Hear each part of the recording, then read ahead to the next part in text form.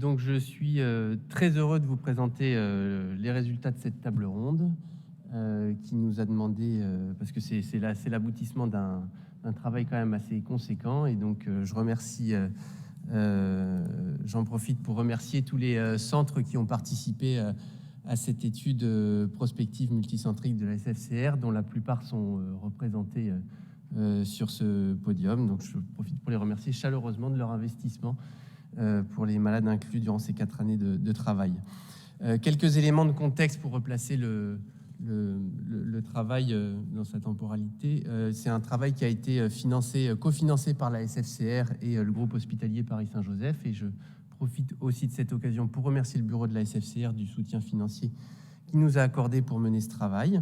On avait un accord initial de participation de 20 centres. On avait prévu d'inclure environ une dizaine de patients par année et par centre, soit un total d'environ 400 dossiers. Alors vous allez voir que notre nombre de patients inclus a été un petit peu imputé, notamment du fait que toute la période d'inclusion a souffert de la pandémie de Covid, ce qui a évidemment, vous imaginez, un peu compliqué les chirurgies dans les différents centres qui ont participé.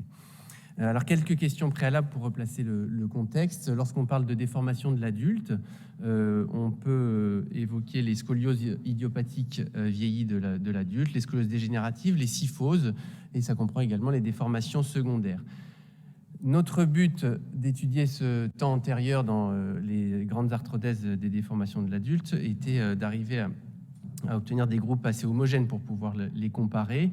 Et donc, on a essayé de fixer des critères d'inclusion correspondant à la technique chirurgicale pour rendre ces groupes le plus comparables possible, avec un minimum de niveau instrumenté, vous vous en doutez. Un des premiers critères était d'inclure uniquement des fusions qui intégraient le bassin, car on sait très bien que les fusions qui intègrent le bassin ont des taux de complications et de complications mécaniques surtout qui sont bien plus importants que les autres. L'autre critère était l'étendue de l'arthrodèse, et on avait donc convenu comme autre critère d'inclusion que ces arthrodèses devaient au moins s'étendre jusqu'au-dessus de la charnière thoracolombaire.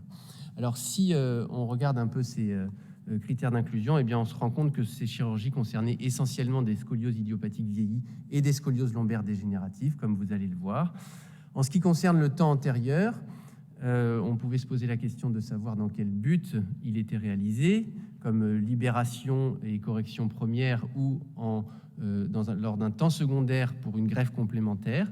Il pouvait être réalisé indifféremment par voie antérieure, postérieure, et à des étages différents, parfois plusieurs niveaux, et donc c'est tout cela qu'on a essayé d'étudier dans cette table ronde. Pour quel résultat? Évidemment, pour en premier lieu essayer de limiter le taux de complications et de révision, donc obtenir un meilleur taux de fusion, mais également une meilleure correction, un meilleur résultat fonctionnel, et donc vous imaginez que ce sont tous nos critères de jugement. Alors voici le plan de la table ronde. Il est légèrement remanié par rapport au plan que vous avez dans vos programmes, parce qu'on l'a un tout petit peu modifié au fur et à mesure qu'on a travaillé avec tous les collègues. On va commencer par une petite controverse autour de la bibliographie avec Adrien, et puis après on vous présentera les résultats. Je vous remercie.